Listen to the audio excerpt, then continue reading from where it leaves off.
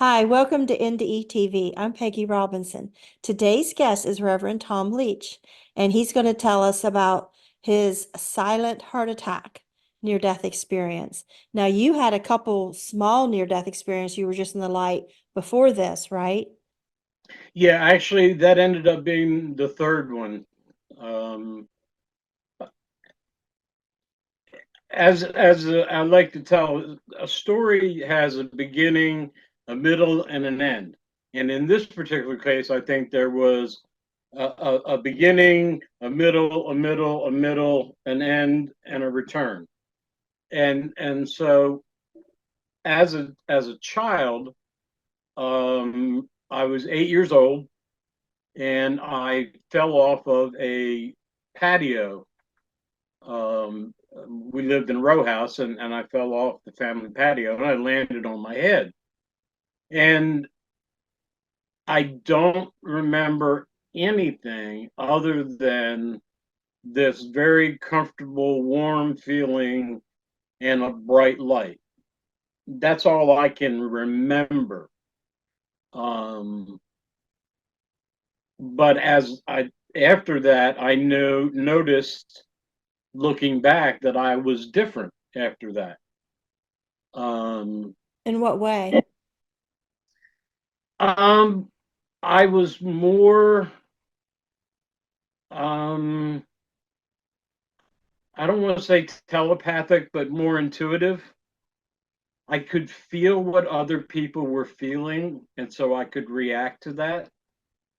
But at that age, I didn't know that that's what was happening to me. I Or thought that, everybody was right, like or that that. everybody else didn't feel that. Yeah. Exactly. I thought that's our normal. Um,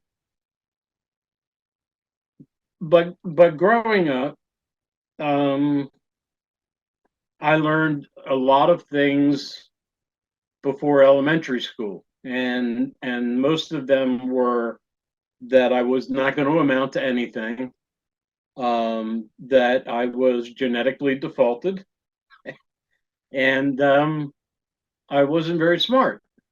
And I knew this before I went to elementary school. And I feel like I spent my life trying to prove them right instead of proving them wrong.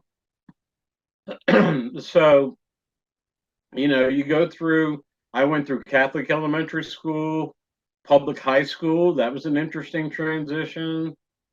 Um, but by the time I had gotten into, um, shall we say, semi adulthood, I had learned to be a very, very good alcoholic, a very good worker. I worked a lot of jobs very hard, and I played soccer real well. And that was my life. And yet, people kept trying to tell me their life story. And I'm like, who are you? Go away. Um, I became very um, unloving, is I think the one word I could say. Um, and if and I went through a lot of marriages, relationships, and then I finally felt like I was getting a grip on things, and I decided on February 27th of 2008 that I was going to go to the gym and work out. And I did what I like to think of as a 5 mile power walk. Um, I played soccer for years. My knees were hurting, so I jumped in the hot tub. The locker room was on the other side of the pool, so why not? Swam across, got into the locker room, took my shower, went to try to get dressed, and I couldn't couldn't stand up to put my pants on. So I put my shirt on, and then I wiggled wiggled my pants on. And I'm like, okay, I'm all right. I just didn't eat very much. Um, I asked one of the locker room attendants to get me some orange juice. Um, and I drank that, and I couldn't stand up. I was in no pain whatsoever. Um, and prior to that, I had been an EMT, so I knew enough to be dangerous. And after a while, I had to lay down. I was just losing energy. And I said, okay, time to go to the hospital. I'm very blessed that the hospital was less than 5 minutes away. Um, and when the paramedic arrived, I knew what he was doing. And he put the leads on me, and then he went to go the other side. And I said, okay, I know that's heart attack. He goes, yeah, you're full blown. I'm like, oh, okay. And he gave me a nitroglycerin pill and took me to the hospital. Um, went right into a very small room. I could have touched the equipment on either side of me, and the heart monitor was behind me, so I could hear it. And they were doing their jobs of trying to stop the heart attack. And then one of the nurses got right in my face and said, Mr. Leach, we need you to stay with us. Keep your eyes open. Stay with us. Come on, sir. And I'm like looking right at her. And she had blue eyes and she had a pink smock on. And I'm telling her, I'm looking at you, but she wasn't hearing me. So me and my logical brain is saying, okay, something's not going right here. And one of my loves is photography. So what I started noticing was the angle at which I was looking at her was changing, and I was looking almost down on her. I don't want to say all the way down on her, but at an angle. Um, and then everything went dark, and I couldn't hear the beep of my heart monitor anymore. And I'm thinking to myself, this is not good. Something's not right. But the darkness that was around me, I think Neil Donald Walsh said it best. He calls it the no thingness. It's where all of the knowledge comes from. But I didn't know that at the moment. It was just very dark. And then it got very bright off in a distance.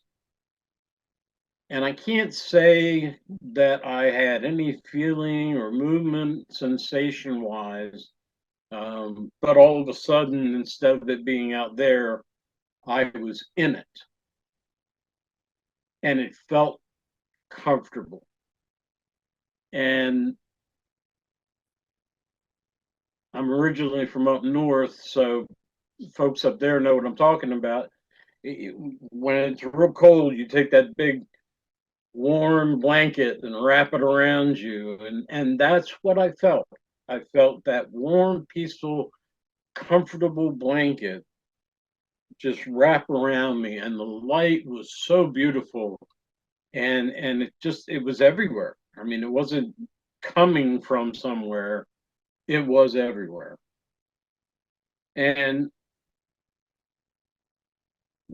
there was a presence who was with me who they showed me my life review, which we will all have. And it's not as painful as people think it is. But I did two things that I never thought I would do. And coming again from a Roman Catholic background, I never thought I'd argue with an angel. But I ended up arguing with an angel. But I'll get back to that. The first thing I did that I didn't think I would do is I cried. And I cried because the scene that they showed me was not a very pleasant scene for me to relive. Um, it was a telephone conversation with someone, and I saw this entire process play out from the other end of the phone. I was in that room, I was on that phone, and I was hearing the things that I was saying, but I was feeling what it was doing to that person. And that brought me to tears. Now, the good news is I have since gone back and found that person and apologized profusely. And I feel great about that. The one great thing that they say, and this is what I can't get enough of, is they showed me a picture of me holding my son and feeding him formula, except for it wasn't a picture. I could feel his shoulders moving around in my arms. And if you've ever smelled the smell of baby formula, you never forget it. And so while I was experiencing that, my accompaniment said to me, "This is the most precious moment because of the unconditional love that you're expressing to your son." I am fortunate that I do have a photograph of that, so I get to relive that quite often. But that is the most important thing that people have to understand. You you show unconditional love in ways you do not understand, or you may not even know you are doing. But it is important to you and to others to try to learn at least to express that kind of love toward someone. And I know I'm jumping around here, but I was told I need to remind us at that period of when I was crying, my person guide said something to me that changed my life forever. And that was, remember to hear you were learning. And all the guilt that I had felt my whole life had just washed away, because I was reminded that we are learning while we are here. And one of the things we need to learn more of is love. So then I got into the argument with my angel friend, And I felt that I had done very eloquently in expressing my desires to stay where I was because I felt home. And I lost that battle. And they sent me back. And when they sent me back, it was kind of I was back into the nothingness, the darkness. But I kept hearing something like I always call it like a B movie thing. That I kept hearing, "Remember to love, remember to love, remember to love," and I'm like, "What is it I'm supposed to remember to love?" And the next thing I know, I'm hearing sounds again, and I can't move, but I'm hearing sounds. It's still dark, but I can't move. And I found out that it was dark because my eyes were still closed, and I couldn't move because they had put a 70-pound weight on my legs so that I wouldn't move because they had to do surgery on me, of which I have absolutely no memory whatsoever. Um, and I'm remembering, what they're saying: remember to love, remember to love, remember to love. So, what do you tell people when you have an experience like that? Even better, who do you tell? Um, it took me a while to talk about it at all. Um, I eventually told my then wife, and she thought I had lost my mind. Um, but once all the fear and paranoia had kind of gotten out of my system, I started noticing things differently. And the best example is if somebody came up out of the blue and told me their life story, I would not only sit down with them, I would spend all the time in the world with them to listen to them because I really wanted to know about them. And most people really don't have anybody to listen to them. Um, I don't remember how long afterwards, but somewhere along the line, I got this bright idea to open a hot dog cart. And in my small town, and I got it up and running, and um, the town loved it, and they wanted me to do some other things for them, like sweep the streets early in the morning, and I was doing that.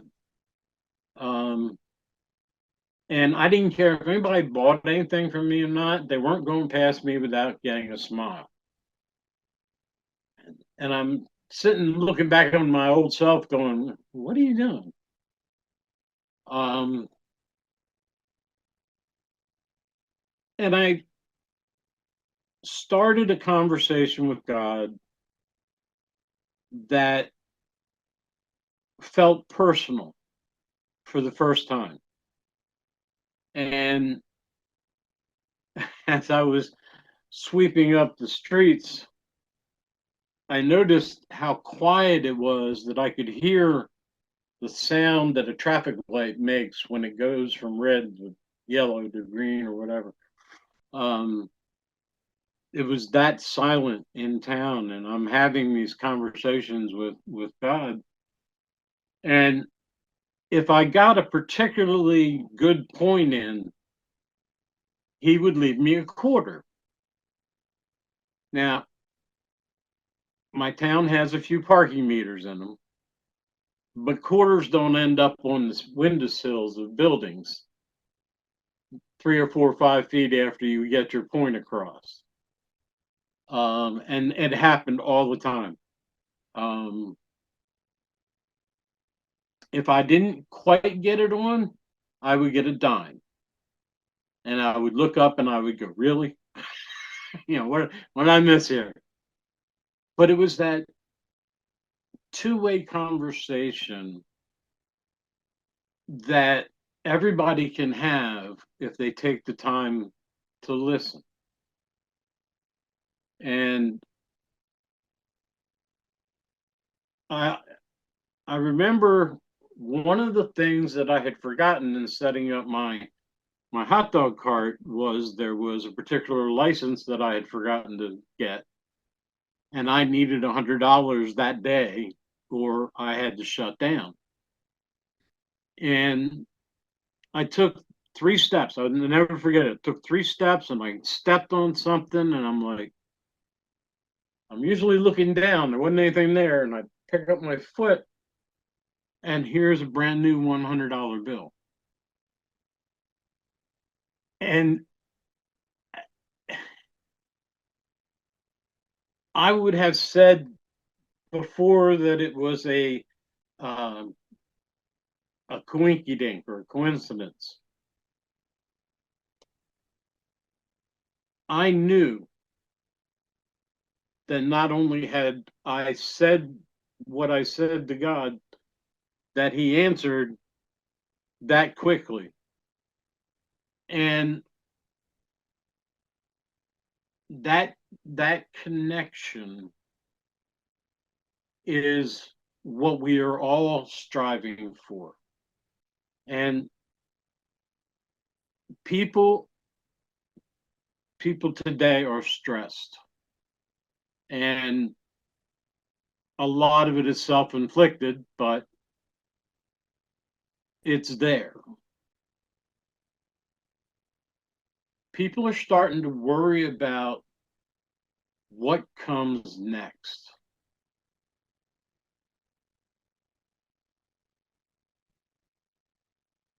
What comes next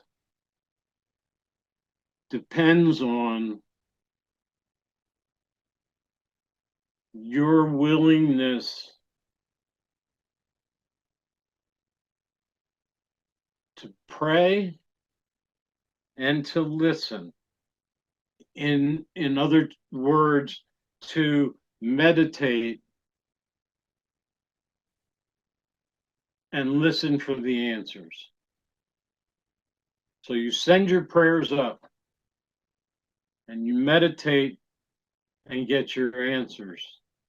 And the one thing that's not happening today is people are not centering on any kind of spiritual influence. I don't want to pick one over the other, but all of them are losing people of faith. And people need to put that faith back in them and not fear what happens when we go home. Several things happen to near-death experiencers, aside from whatever gift or talent or nuance they come back with. 75% of them who are in a significant other relationship at the time of their NDE are out of that relationship within 5 years. Now, those are old numbers, but I couldn't argue with them. I had gotten in under the 5 year mark, but just barely.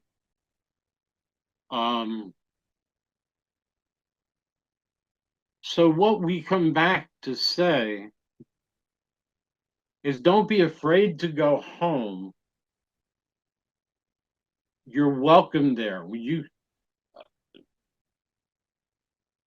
cannot imagine the joy that you experience when you go home.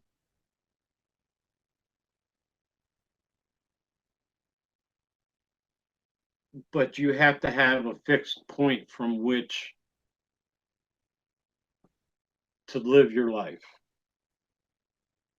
And too many people are missing that base of their life right now. And that worries me. But I know in the end how it ends. And it all ends in that we go home. And we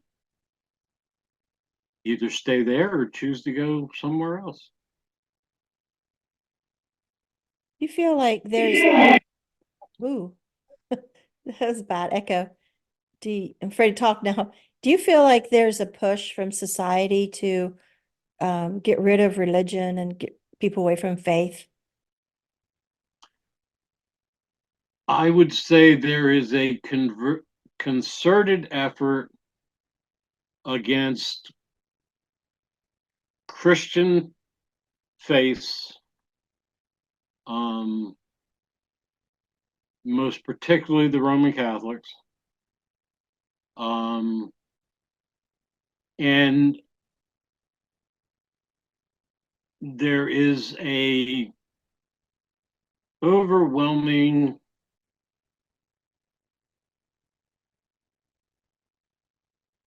hatred almost for the Jewish people. And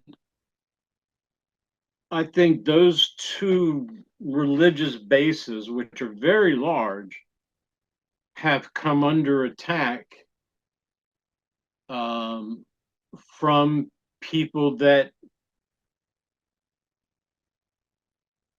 either don't believe anything or they don't believe that those thoughts have any value. From atheists, agnostics. I don't know why. That's where a lot of it comes from, because you like, I don't proclaim to be a Roman Catholic, Episcopalian, a Protestant, or whatever. I'm a spiritual, and I believe Christ was spiritual. And God reaches out to people with many different tongues, they're telling me. And so none is right, none is wrong.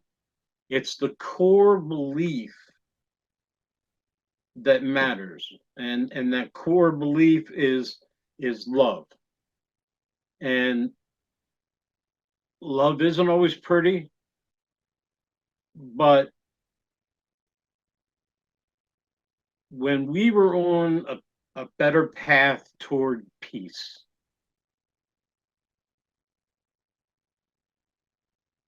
you could feel it on the planet.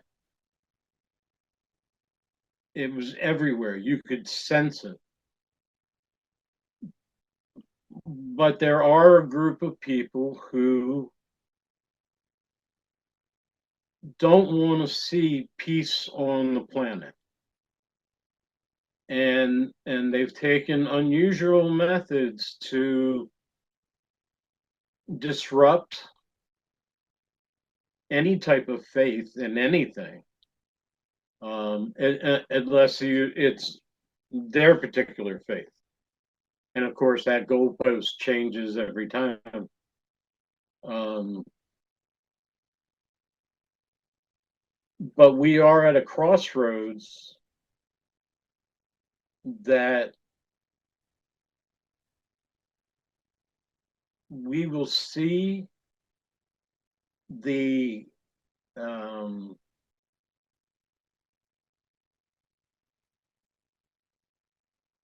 you will see the evil wear itself out. What do they say? They're eating themselves. They're running out of steam because common sense, good, family loving, God loving people are saying, wait a minute, That's not right. It's not how this is supposed to be. Um, and so I'm hoping that awakening is spreading, as I think it seems to be. Um, and having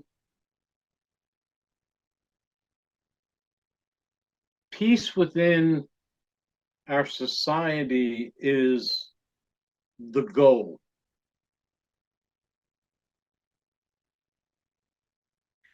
But the remember to love part begins with yourself.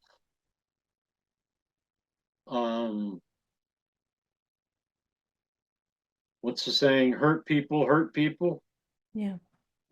Um, so I had to dig deep into who I was, what I learned, who I wanted to be now, and how I could be a better person. And we talked about some of the ways, but it's all about just being kind. Having said that, one still has to watch one's back depending upon where you live in the world today. Um, but once you are kind to yourself, then you can be kind to the ones closest to you. And then that effect will spread out to your community.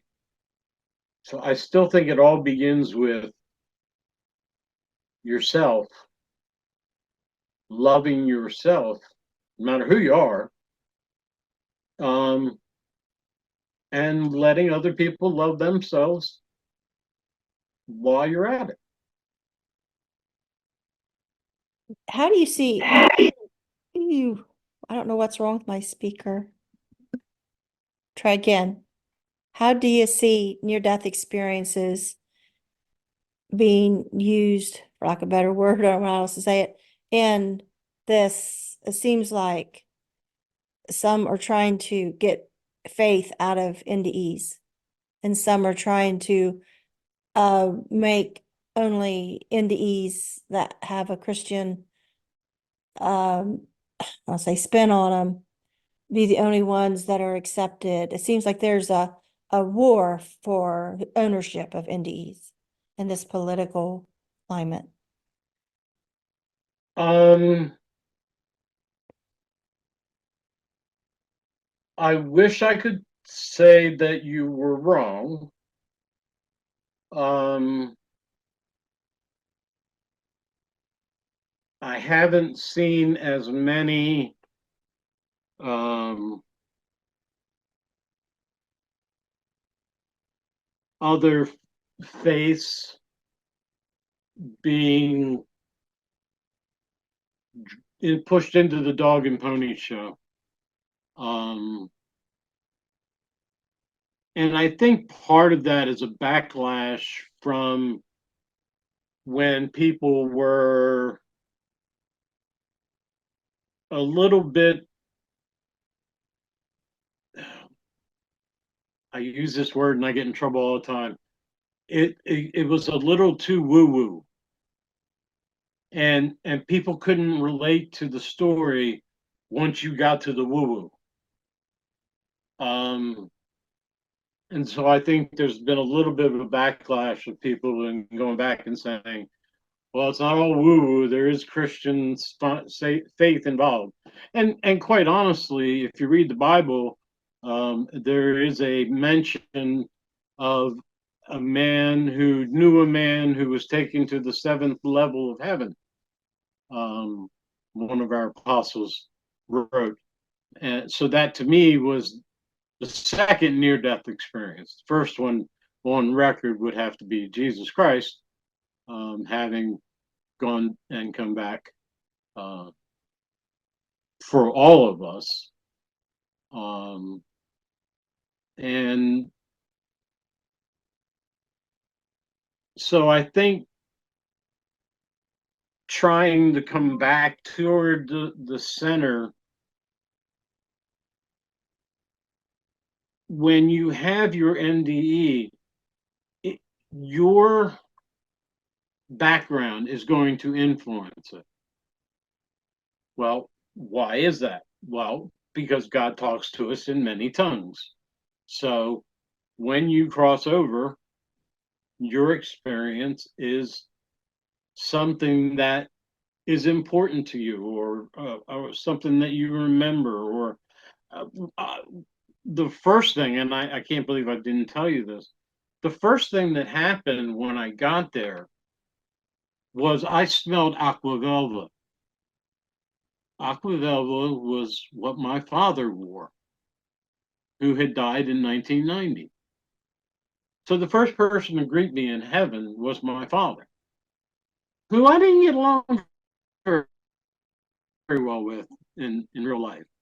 We did better a couple of years before he passed, but I was amazed by he was the first one. And then I I felt this wagging on my leg, and I was like, oh my God, here's this my dog. I haven't seen this dog in 30 years. And she looked just as beautiful as I remembered her. My grandparents were there. There were thousands of people there, and they're so happy to see us. And they welcome us. And no matter what our lives have been like, that's just been, you know, that's why people that have NDEs have challenges with, I'll say it, the D word, depression, um, because they want to go home. And the way I describe it is, if I'm walking out into a street and a bus is coming, I would have a debate whether I get out of the way or not.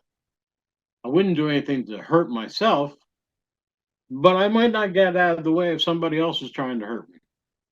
And that's just how you feel when you want to go home. And why wouldn't I want to go home?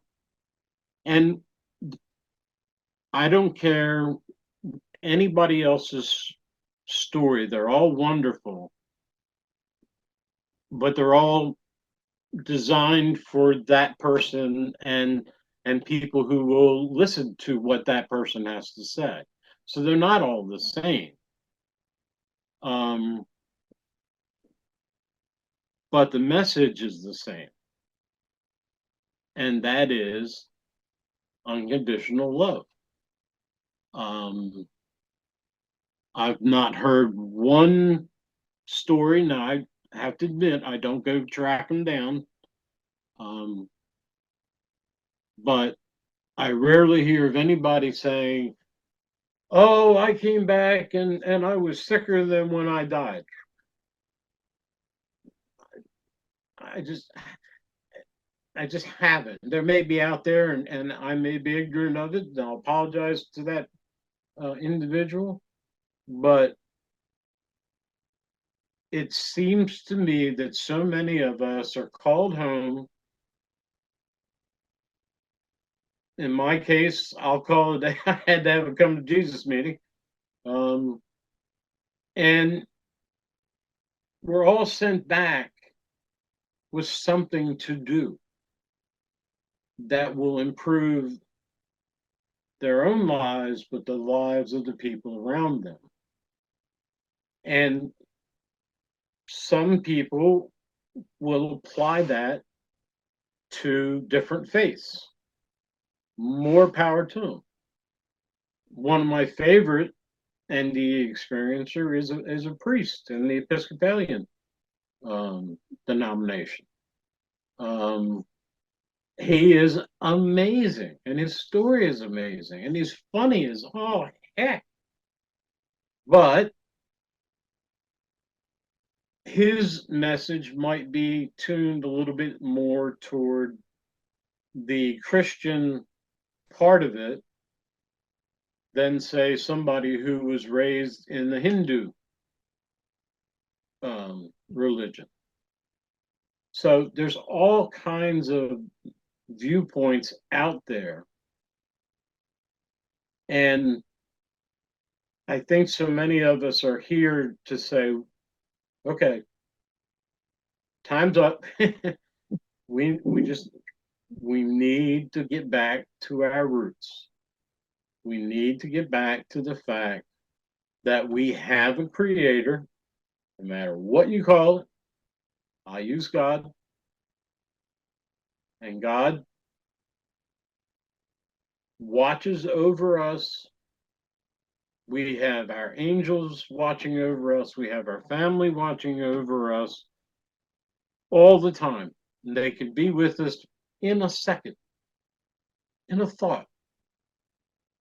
And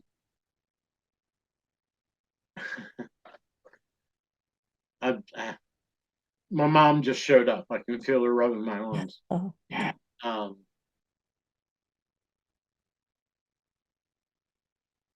we've got to get away from the fear that's being pushed through all types of media.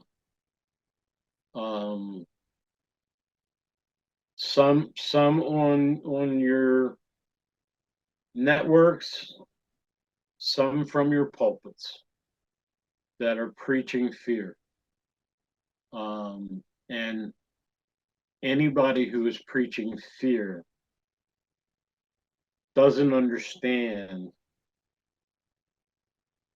where we are today. It's not by coincidence that you and I are talking today, because we just had the celebration of the first NDE. And if people remember their history, a lot of things have changed along the way because of that one incident that we're still talking about 2,000 years later.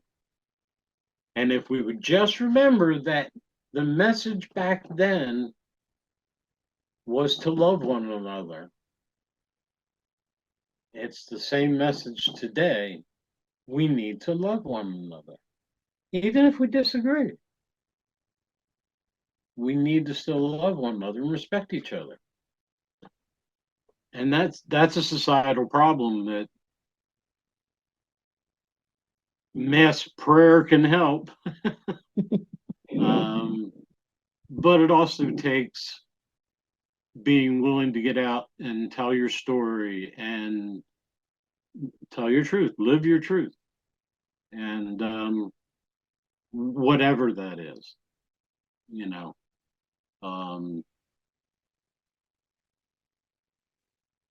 If God were only a Christian, would there be any other religions? Well, the answer is yes, because God isn't just Christians. God is, the Jews were what became Christians, some of them, the Hindus, the Muslims, the many other religions out there that I don't even know about anymore. Yeah.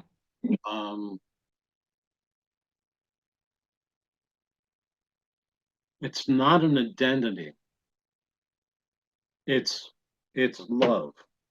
It's centering on, again, if you love yourself, you treat yourself better. If you love your spouse, you treat your spouse better. If you love your kids, you treat your kids better. And they will go and treat people better because of the example that you have set. Unfortunately, we are seeing the example that hasn't been set when we see gang violence,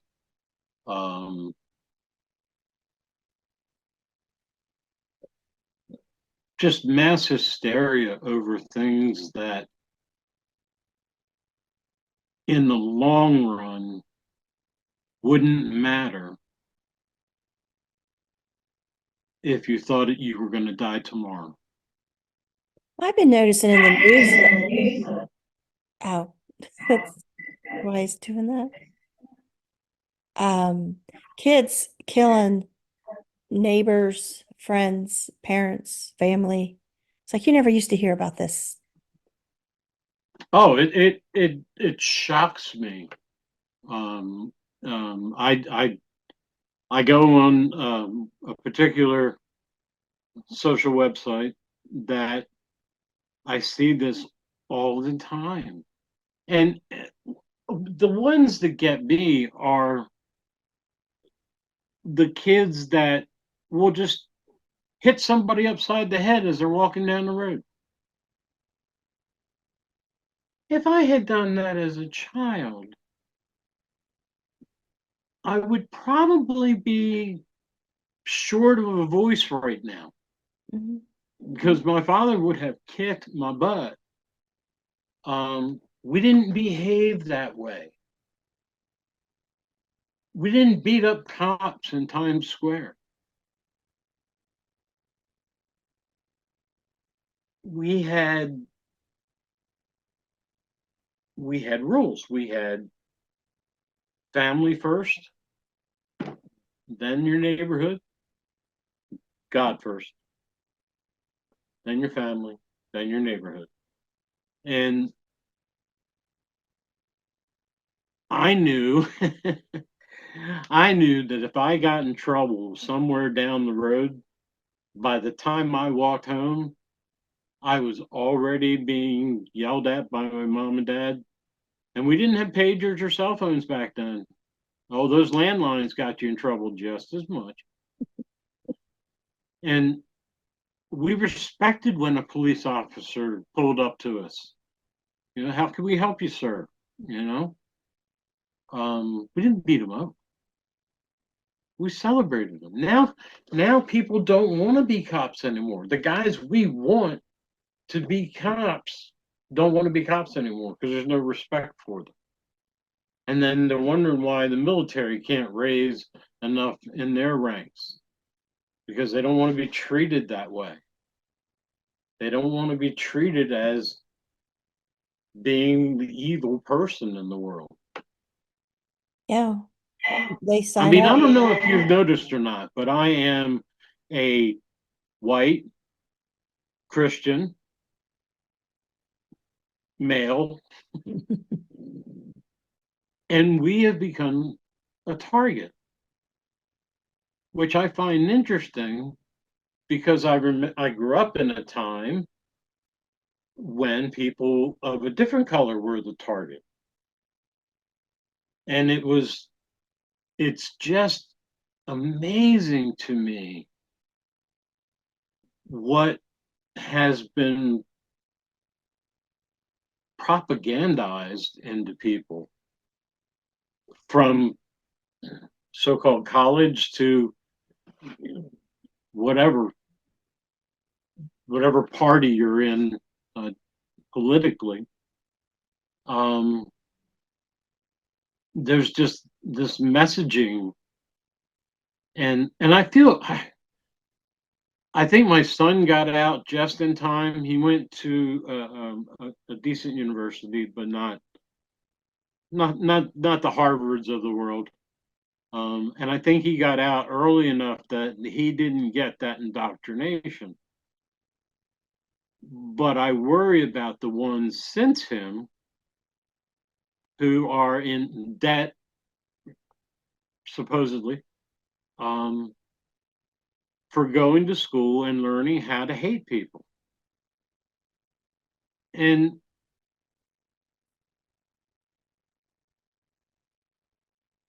paying good money to do that. And then part of it, I remember when I graduated high school, the big push was go to college, go to college, go to college. Well, as a result of all of that, we're short on tradespeople now. People that do things with their hands, the carpenters of the world. Um, and so perspectives are skewed. Um, the good news is, for at least as I see it, um, the trends that I feel and I see,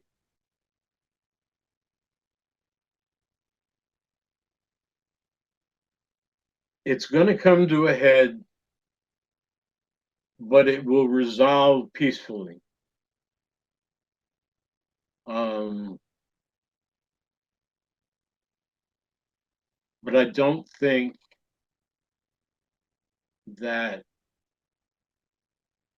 our higher power is going to let this country fall. We are an experiment. The freedom that we were granted in our Constitution, highly inspired work, the Bill of Rights. And people say that those things don't apply today, but yet they do. And they were smart enough back then. I'll use the word, they were inspired enough back then to set up a system where people's rights and property were respected. And everybody was interdependent, mainly independent, but you still had to go to town to go to the country store. But we have now gotten to a point where most families are not even connected. Yeah. Much less interconnected. Um, and that is the problem. Because we got a lot of people out there searching for answers that don't have good roots to keep them strong. They don't have a good foundation. They don't have family support. They don't have grandparents sitting around telling them, aunts and uncles sitting around telling them the way life is. You know, they're out here hearing all these different things from all these different sources. And they don't have a, well, and that makes me wonder what motivates a group of teenagers to call themselves together to cause trouble, to rob stores and beat people up and smash cars. And like that they're, you're exactly right. There is no foundation that they have to build on. And they're trying to wipe out a lot of the lessons we've already learned along the way. Um, trying to wipe out our history. And what we've seen across the globe is population decreasing. And one of the things that I love that Elon Musk says is go make babies, go make lots and lots and lots and lots of babies, because that's what this planet needs is more people. We're not overcrowded. We may be overcrowded in places like New York or LA. Maybe that many people shouldn't live in one place. But our population needs more people to replace us so they will have a generation that can tell them what life's all about and help them grow up. Um, it's got to start somewhere. we're going to have a lot of old, oh my, old people that are dependent on the young, and there's not going to be that many young that want to work and take care of everything. Oh, absolutely, absolutely. I'm part of the boomers, and we we're dying off. It's gonna happen, part of the life cycle. I had a relative, I just found out today, she passed away on Sunday. And coming from my perspective, I feel sad for those that are left behind.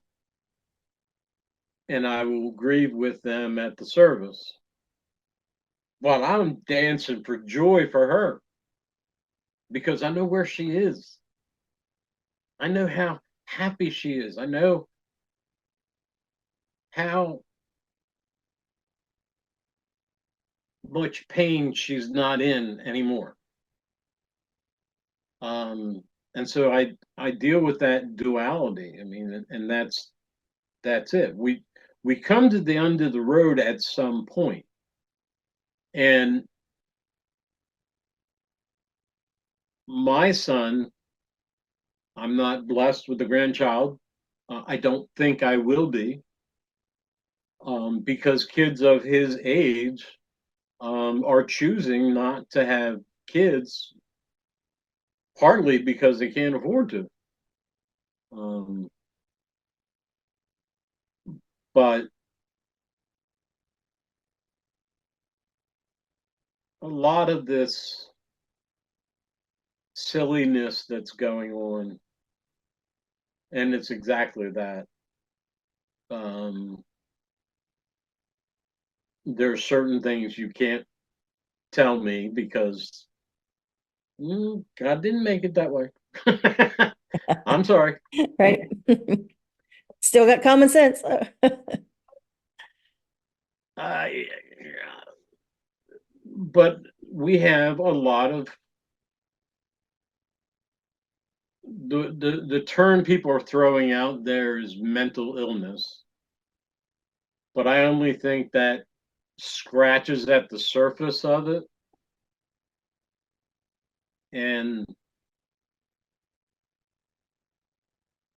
I think it goes back to what you and I are just talking about, not having that solid foundation. They just I don't accept know it. when we. Yeah. They I'm seem like sorry, they're what? accepting, that they're accepting everything new and everything old is bad. Everything new, whether it makes sense, whether it's good for society or good for anything, as long as it's new. You know, these dumb new Oh, ideas and throwing out what's always worked, what's traditional. but it's. I like to say I've become the executor of my own estate because I asked my son, of all the things I've been carrying from our family for the generations, what do you want when I go? And he said, nothing. And I'm like, are you kidding me? He goes, we're minimalists. And so I dug into that with him, and they don't believe in owning things that they're going to carry on forever. And so things that were important that my mom collected that I held on to have nowhere to go right now. um, and and so it's exactly what you're talking about. It's like all those things that were old are not important anymore. Right. It's what, okay, that happened, but yeah, this is where we are now. Um, I I have my phone. I use my phone. I can't text with two fingers. I'm still a one finger guy. Um, but I still think that with all the connections we have, we are not connected. I show my granddaughters things and say, you know, this belonged to my grandmother. And they look at me like, so? Like, why should I care? You know, it's old. They don't get that we grew up with. You know, if it belonged to my grandmother's mother, you know, I'd be like, wow. But they just don't have that connection. Well, it's not something that was bred into them. Um, they have grown up in a time of convenience. Um, and I don't mean to be controversial, but when I played soccer as a little kid, I didn't want a participation trophy. I wanted the trophy. I wanted that trophy, the number one trophy. And we didn't have all of that, here's a trophy because you showed up. Um, and I saw that when I started seeing that, and I'm like, you're not teaching them important lessons that you need to learn. You have to learn to lose in order to appreciate winning. You have to be on a path that makes you uncomfortable before you can appreciate the path that you're currently on. I think we're dinosaurs. I think people like us are definitely going extinct. And I'm having a hard time disagreeing with you. But there is hope. And I don't know how old they were, but they had to be high school kids. And we were in a restaurant, and I was sitting at a booth behind them, and they were talking about a problem that was going on, and I couldn't help it, but I turned around and I said, "Look, I don't care who struck John. Are you alive? Are you happy? Do you care? And if you get to do you care, then that person doesn't matter to you anymore. Don't let them rent in your head for free." And I actually watched her shoulders drop, and she goes, "You're right. And bless you for telling me that." And I'm like, "Are you kidding me? From that high school right down the road?" So there's hope. There's hope. There are kids out there that get it. And that's it's what every generation hopes for is. it seems like the kids are so much, sorry, I don't know what's wrong with this thing today. So much smarter today. Like I was never that smart at that age. I didn't know any other kids that smart. They have an intelligence that's crazy, I think. Well, now in high school, I was just introduced to the calculator, and we were programming a computer on cards in RPG, report program generator language. That was in the mid 70s. That's high school. Nowadays, kids in middle school are doing calculus and programming their phones while they're doing it. So everything has been introduced to them at a much younger age. Information. We look things up in an encyclopedia. If we had one. Yeah. I I'm gonna mean, have to go. I'm gonna have to fix this microphone. I don't know. I'm sorry it's driving you crazy. It is driving me crazy. Real bad. I got Well, another appointment in 45 minutes, and I'm like, I'm gonna have to figure out what is wrong with this thing. I'll tell you what, if you want to do it again, let's do it again, Oh, and we'll do it no, with a microphone. no, you got your story out there. That's the main thing. But All right. it's, so thank you, and I'll send this out to you. Thank you. Always a pleasure to see you. Yeah, now sometimes it's okay, right? And other times it's just this loud echo. I don't know. So, all right. I'm not getting anything on this end, so Okay. All right. All right. Well, thanks a lot, Tom. thank you. Yeah.